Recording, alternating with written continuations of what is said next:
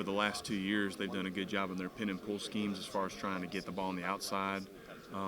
Their version of truck where the ball's getting pitched out and getting on the edge and trying to, I think that's, in a way, that's what we're trying to achieve with all of our option-based schemes. As you know, the old adage, definitely rings true in this game for us. If you can't block them, read them. And try to read them as much as you can. But I think those two things from a run game standpoint, and then you're trying to get the ball to the quarterback's hands as quick as you can in certain things. Now you can't just say it's quick game only. I mean, we got to push the ball down the field and tackle because that's where we. That's where we make our hay on our play-action game and making everything look the same. But I think those two schemes are what stand out when you watch over the last 3 times they played them, where they've gotten some production in their run game and trying to run away from that guy. Last couple things. We've talked so much about the line because you're option-based, but yes, you also do throw the ball downfield. Well, their top corner's not playing. The number 2 corner is coming off injury, and I don't know if he'll play or not. The number 4 corner transferred, and one of their deep safeties is really a box safety, which on one hand, in your style of offense, you don't have too many Tysheem Johnsons running around. At the same time, they were susceptible to deep throws at times, and their best corner isn't here. So how do you try to prepare for a secondary that is just not going to look very much like what you've seen on film, other than maybe the second half of Washington games? Those 2 games is about it. Well, I think you have to you go into it assuming the way that they're structured is 90% of the time you're getting press man coverage, those corners up in your face, and so you're trying to put together a game plan where you can't just say, oh, all right, give C.J. Daniels an opportunity to go and try and go win, but you also have to be wise in bunches, stacks, motions to try and get those guys some clean free releases. But I think that's a big part of that first opening drive, seeing, okay, they're sticking and playing press man coverage. Okay, cool, we've been preparing for that. But the second that maybe they say, well, we don't want those corners turning and run with the receivers because now their eyes are in the backfield, the ball gets pitched, maybe it's more press and bail. So now maybe you get some more easy throws built into the game that maybe you're not banking on going into it because there's so much press man coverage, because a lot of that stuff is just going to convert it and becomes a 50-50 ball in the fade, and you don't want to live in that world where you end up being 2nd and 10, 3rd and long, But I think, after that first drive, you see what they're trying to do from a coverage standpoint. But I think it's a good thing that your receivers and your quarterbacks are watching all these cut-ups where these phenomenal players are in the back pocket of all these receivers, because I think it gasses them up a little bit, thinking, hey, I've got a great opportunity to go up against the best. And then whoever ends up playing, I'm sure they'll potentially move maybe some of the nickels around and play the nickel at corner potentially to offset some of the adjustments there, But could also have the fastest what was the fastest senior in the country in track make a debut. Yeah, so you got that going for you too. Yeah, thanks. Serving as a scout team quarterback, who's pretending to be Bo Nix for you guys? Reese Mooney. Reese Mooney's a redshirt this year, freshman quarterback. He and Zach Burnett is another one of our quarterbacks that kind of rotate. But Reese Mooney's down there trying to serve his best Bo Nix impression as best he can. How important is this game in terms Thank you. of making adjustments? Like you kind of alluded to right there, that first drive being important, seeing what they're doing, having an answer quickly for things. Huge.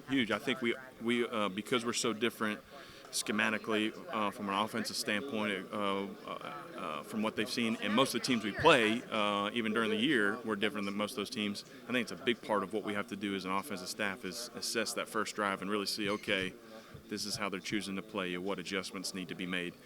And that's a huge advantage we have, is the staff continuity that we have. I've been with Newland Isaac since 2010 as a player, been with Coach Howe since 2010.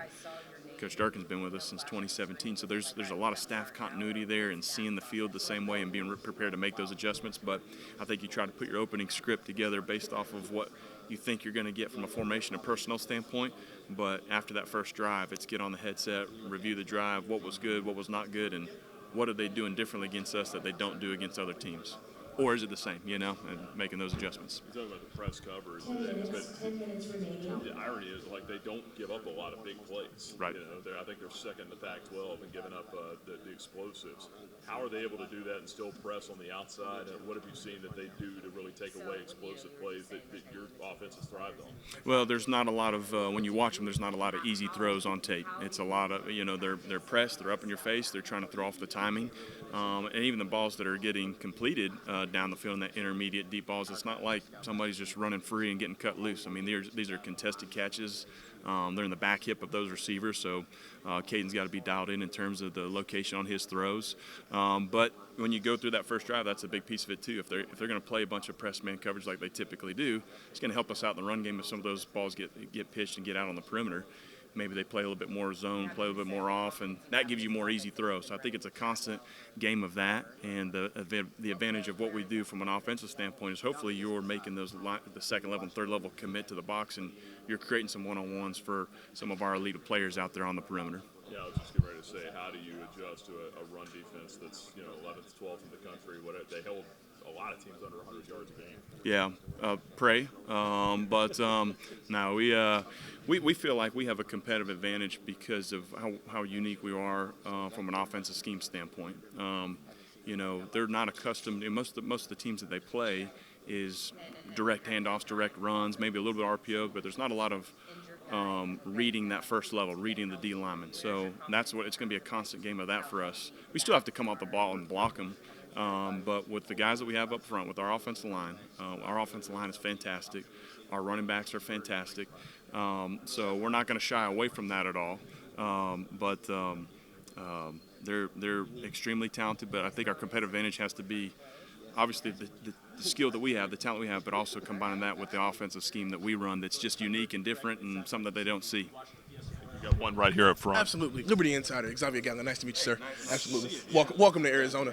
Welcome to Arizona. So you were speaking about the offensive line and talent they have. Could you speak a little more to that, please? Real quick before we go any further, you have gigantic hands. Really? Yeah. I didn't realize that your hands. Maybe that's what allows you to play at the elite level that you play at. Man, I mean, excuse me. That's a normal size microphone, I'm pretty sure. But anyway. Yeah, I would think so. Yeah. Could you speak a little more to the offensive line and the group that they have been so far this year?